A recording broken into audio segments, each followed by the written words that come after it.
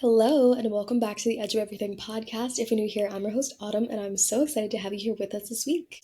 So today, I wanted to talk about some of my top takeaways thus far being in my school. I've gone to a lot of events. My school has a women in business club, and I obviously joined.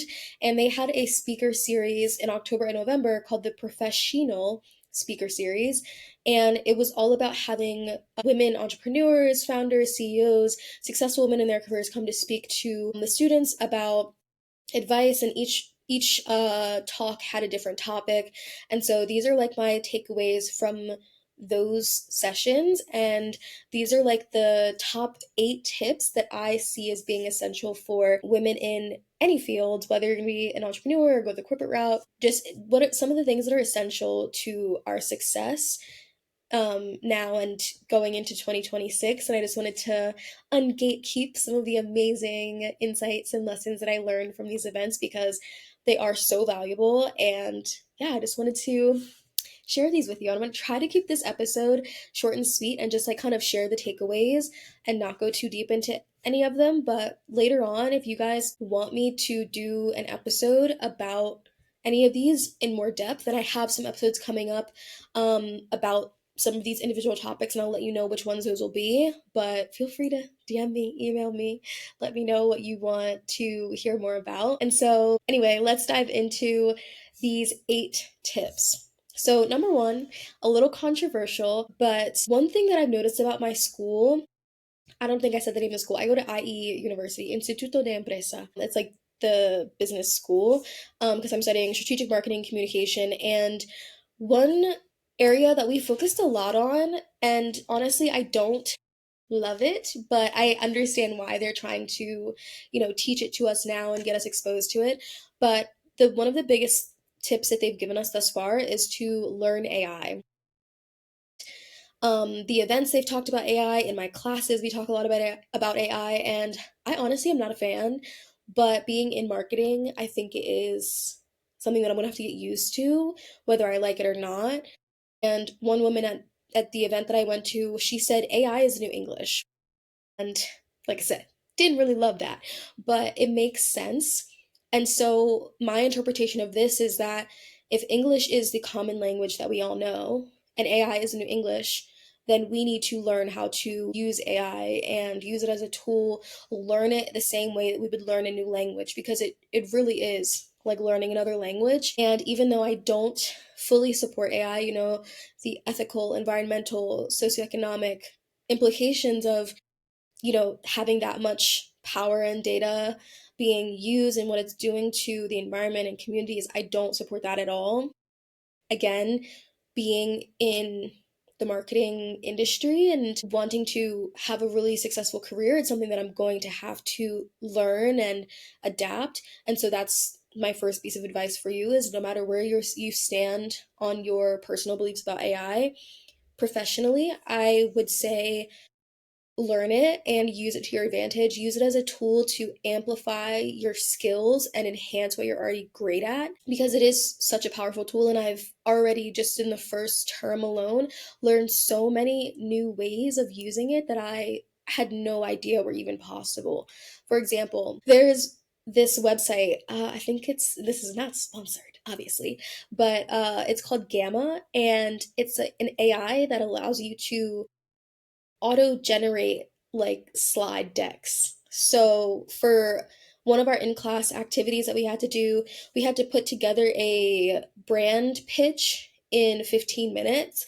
And so many groups used Gamma to put together their slides. Like they took the information up, like just plugged it into Gamma like you would ChatGPT a prompt, and then it comes out with these like beautiful, like well-designed slide decks, and it blew my mind. Like it's so cool. And that's just like one example. Pretty much every single class I had in the first 2 months of my program, we had like assignments that we had to use AI for. So there's so many other things, and I'm thinking I'll share some of them in my broadcast channel on Instagram. So go join that if you haven't already. But yeah, I think that again, AI is it's a blessing and a curse. And if you don't adapt, you will get left behind. professionally. And so I think it is something that you're going to have to get used to whether you like it or not, unfortunately. And don't let it run your life or run your career, but just like I said, use it as a tool.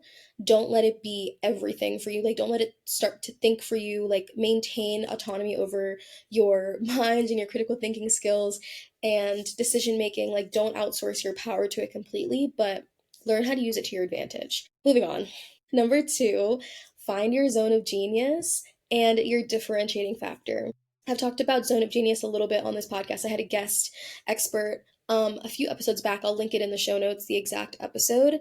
But we talked about your zone of genius and what that means. And basically, it's just figuring out what your unique value is that you're going to bring to your job, organization, your business, your brand. Like, what is going to set you apart from other people? What is the thing that you do better than anyone else, or that you do differently than anyone else? And I'm planning to do another episode about zone of genius because it's something I'm really passionate about, and I have I think, an interesting way of breaking it down and teaching it because I use it with a lot with my clients.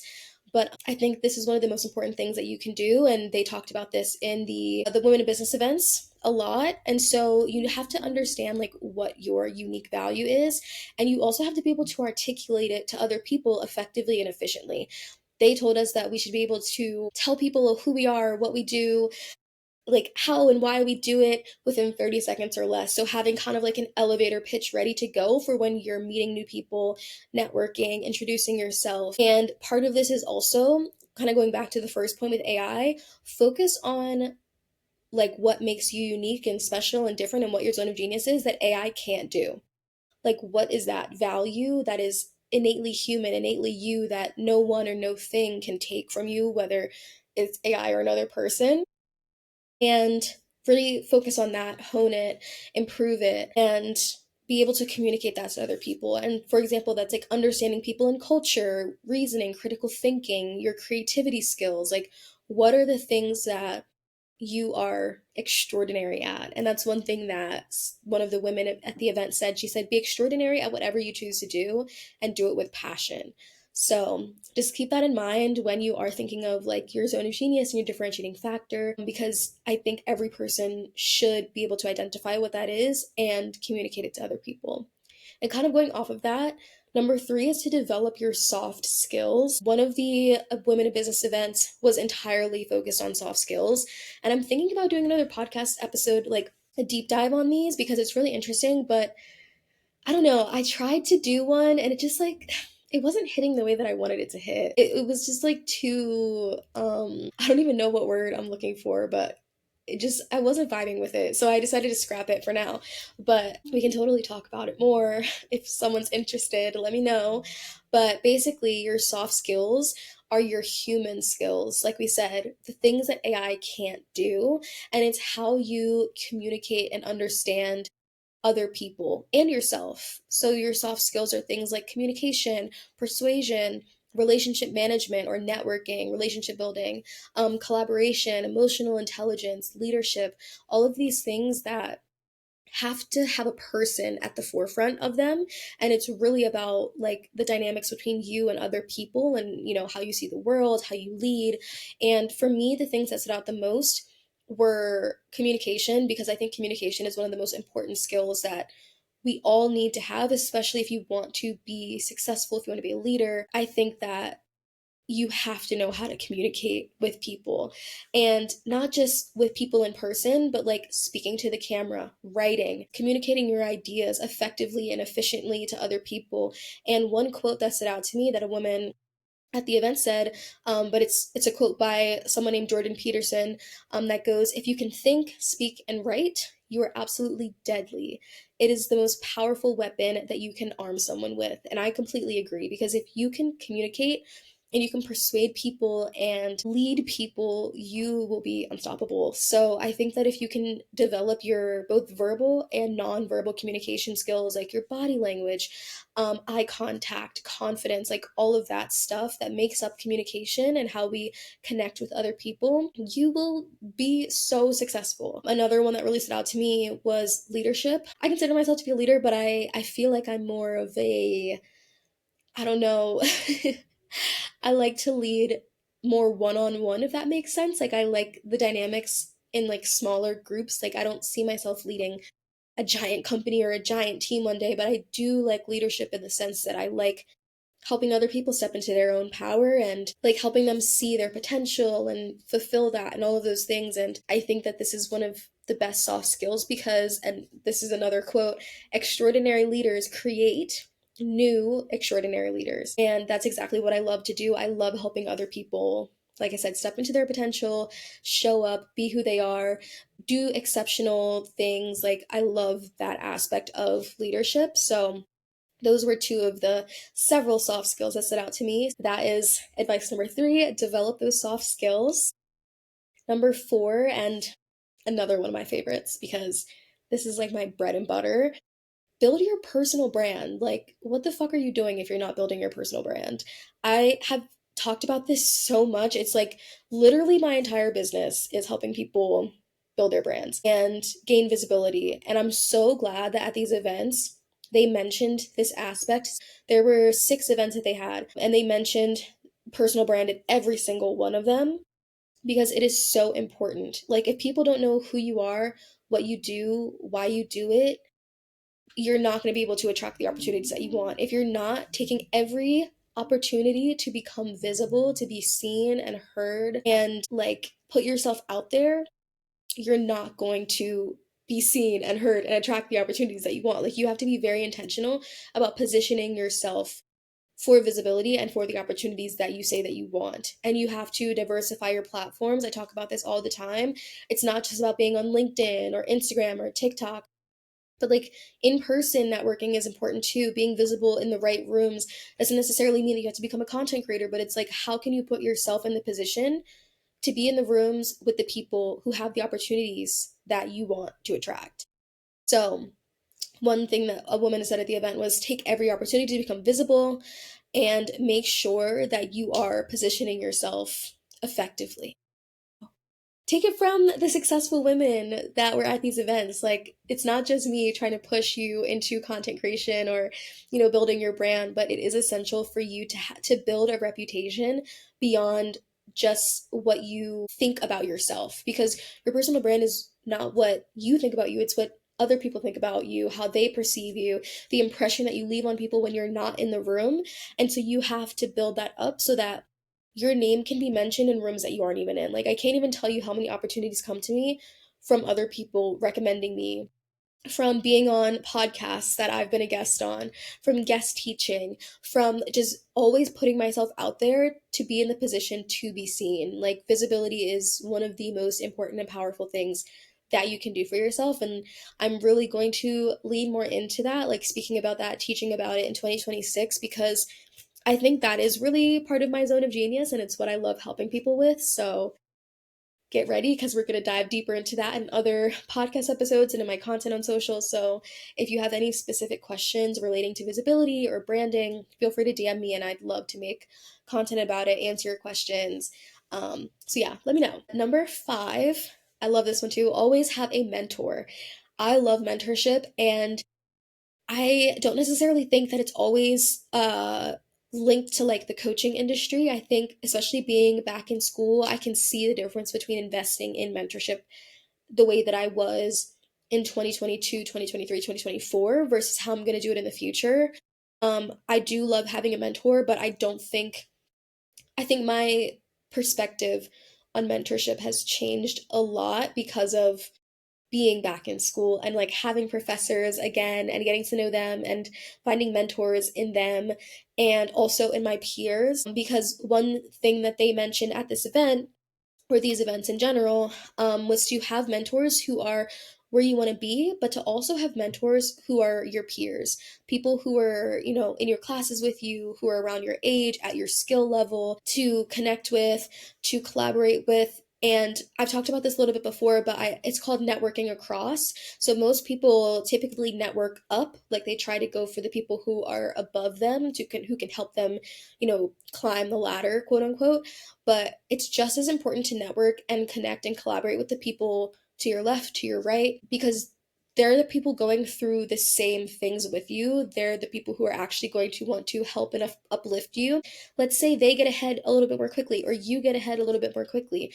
That's the person that you reach out to when it's time and say, and they'll be like, oh, yeah, we were in this together. Of course, I'm going to help you. Of course, I'm going to want to help you get to this next level. And you guys are doing it together. I talked about this analogy before of like climbing a mountain. It's a lot easier to climb a mountain in a team versus when you try to go at it alone, or you see someone like miles ahead of you and you're trying to catch up to them versus going together with the group of people who are at your level right now. So think of it kind of like that, like who build your team. Who are you going to be climbing the mountain with to the success that you want? So yeah, that's number 5, always have a mentor.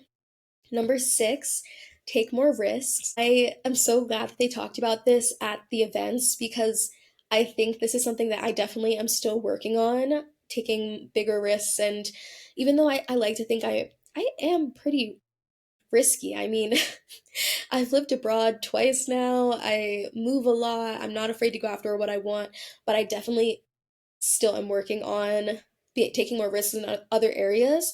And one thing that they talked about at the events were how women tend to be more risk averse, but we need to make bolder decisions and take more risks and stop being afraid to fail if we want to actually get to the success that we want, and then also get to levels that maybe we haven't even thought of before. Because we're so afraid of failing, we don't even give ourselves the opportunity to really see what we're capable of and what levels we could reach, because we're just trying to stay in like our comfort zone and in safety and ensure that we don't fail. But failure is a part of success. And one thing that someone at this event said, I wish I had wrote down names of who said these quotes. I will do that going forward because I like to give credit where credit is due. But one woman said, the worst case scenario is still a good scenario. And that like blew my mind. And it just made me think about all the things that I've done or tried to do in my life where I've quote unquote failed. But even though I failed, I still tried. And the worst case scenario was still a good scenario. Like the worst case scenario for me has always been that like I learned something new, I gained a new skill, I gained a new connection, I don't know, made money and then lost money. Like, I don't know. Like, the worst case scenario is still a good scenario because it's helping me in some way, shape, or form become a better version of myself or get closer to the life or the success that I really want. Yeah, that just like really, that's just like really changed my perspective on failure and like how I approach things and like how I stay in my comfort zone or not. So, yeah, gotta take more risks because the men, they're not afraid to fail. We were talking about in one of, I don't know if it was in my class or at this event as well, but they were just talking about how men are not afraid to like go bankrupt. Like they'll go bankrupt multiple times or multiple businesses and just bankrupt them all until they figure out which one actually works. But women were so afraid of even failing once that we don't even try. And if we do try and fail, then we give up so quickly. And so yeah, I would love to see us be a little bit more risky and not so afraid of failure. Number 7, work on your mindset and emotional regulation. I also talk about this a lot on the podcast and in my content, being a former mindset coach. I mean, I'm still kind of a mindset coach. Like, mindset is a lot of what I do with my clients and within my business. But it was just so interesting to me that the women at these events were also saying this because it just goes to show it's not just a coaching industry thing, or it's not just a, I don't know, like therapy thing, but the people who are super successful, they're not just working on their skills and expertise and all of those things, because those things are important, but they're also working on their inner world too, their mindset, their nervous system, their emotions, because that's what really makes the difference between people who succeed and people who don't, because anyone can develop those like hard skills, knowledge, expertise, experience. But if you don't have the mental, emotional bandwidth to actually sustain the success that you're trying to achieve, or if you don't have the emotional regulation skills to make sure that you're not burning yourself out all the time, or, setting healthy boundaries, taking care of yourself, pouring into yourself regularly so that you can pour into others, that's what makes the difference a lot of times between the people who succeed and the people who don't. Because your mindset is everything. Like if your mind is not in a good place, and if your nervous system, if you're constantly living in survival mode and you're constantly drained or burnt out, like that's not a good environment to create wealth, success, happiness, abundance in. And so the women at these events, they were just saying to work on your limiting beliefs, imposter syndrome, stay grounded, make sure that you practice mindfulness and use tools to keep yourself regulated. And I'm so glad that they mentioned that, because I don't think that that's talked about enough in the mainstream. I feel like I've heard a lot about that because of the content that I consume and the people that I follow online. But in academia, it's nice that that's being talked about more and more. And we even have a well-being class that we had to take during the first term of the school that was of not the school of my program, that was called the core period. And so that was like the introductory classes that everyone had to take, and they literally made us do a well-being class and a self-transformation class where we talked about like mindfulness and you know tools to make sure that you're not burning out or crashing out, or both. So I'm really glad that that's becoming a part of the culture within schools and companies and all of that stuff. And then another piece of that is developing confidence. Oh, this is number 8 actually. So it kind of goes hand in hand with number 7 and 8. So 8 is to talk about yourself and your accomplishments, and to do it with confidence and stop being so humble, especially for women. At the events that I went to, I talked about this on a post on my Instagram, but at the event that I went to, we were talking about how women don't talk about their accomplishments and their achievements enough. And one woman said, achievements can't speak about themselves. So if you're not talking about yourself, if you're not talking about who you are, what you can do, what you're capable of, why you're good at what you do, if you're not able to do that, then people won't know. And it was so funny because at the end of the talk, I asked a question. I asked the women to literally brag about themselves for a minute, because I wanted to know what was something personal or professional that helped them become successful. I like literally said verbatim, please feel free to brag about yourselves. I would love to know like what do you think sets you apart from other people? And it was so funny because one of the women, as we were literally talking about confidence and imposter syndrome, was like, women, we aren't good at bragging about ourselves. And I was like, I know. We should be, but we aren't. We are not comfortable taking up that space and owning our accomplishments and achievements without feeling like it's bragging or arrogant or whatever other word you want to use. But I think it is an essential skill to know how to talk about yourself and what you're good at, and explain to people why you're that bitch, why you're that girl, why you are capable of doing whatever it is that you want to do. Like that is one of the biggest parts of getting to where you want to be, is knowing that you belong in whatever room that you decide to walk into, and being able to tell people why you belong there, to show them why you belong there with confidence and without imposter syndrome. And so that kind of goes hand in hand with the mindset piece and emotional regulation, and working on those limiting beliefs and imposter syndrome, and developing the confidence that you need to take up space, be bold, take bold actions, talk about yourself with confidence. That's something that I've really worked on over the past several years. And being, an influencer and a content creator, an entrepreneur, I've had to learn that skill, because especially in entrepreneurship, it's sink or swim. Either you talk about yourself and you know, promote yourself and get your shit out there, or you don't and you sink and you fail. And one thing about me, I don't allow myself to hold myself back. And so these things are within our control. Like all of these tips that I talked about today, learning AI, finding your zone of genius and your differentiating factor, developing your soft skills, building your personal brand, always having a mentor, taking more risks, working on your mindset and emotional regulation, talking about yourself and accomplishments. These are all things within your control. They all are within our control. And so if you can focus on these things, like the inner work, and then doing these like 8 things to really amplify your skills and become even more of who you already are, you will be so set. Like these are the things that are really gonna make people successful moving forward in 2026 and beyond. And yeah, so I just wanted to share that with you because I loved all of these tips that I gained from the events that I went to.